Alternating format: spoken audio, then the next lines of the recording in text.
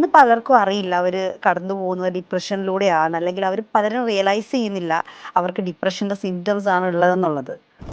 ഇത് ഏറ്റവും വലിയ പ്രത്യേകത എന്ന് വെച്ചാൽ ഇപ്പോൾ ഒരു ഡിപ്രഷനാണ് അല്ലെങ്കിൽ മനസ്സിന് ടെൻഷനാണെങ്കിൽ പലപ്പോഴും പേഷ്യൻസ് ഇത് ഐഡൻറ്റിഫൈ ചെയ്യാൻ ഒരുപാട് ലേറ്റാവും. വരെ ഒരു മാർജിൻ ഭയങ്കര കുറവായ കാരണം സാധാരണ ഡിപ്രഷനിൽ വരുന്നത് തീരെ താല്പര്യമില്ലായ്മകൾ, ഒന്നിനോടും ഒരു വിരക്തി പോലെ, അല്ലെങ്കിൽ എപ്പോഴും മൂഡ് ഓഫ്, കരച്ചിൽ, ഒരു സുഖം, ഒരു പ്ലഷറില്ലായ്മ അവസ്ഥ.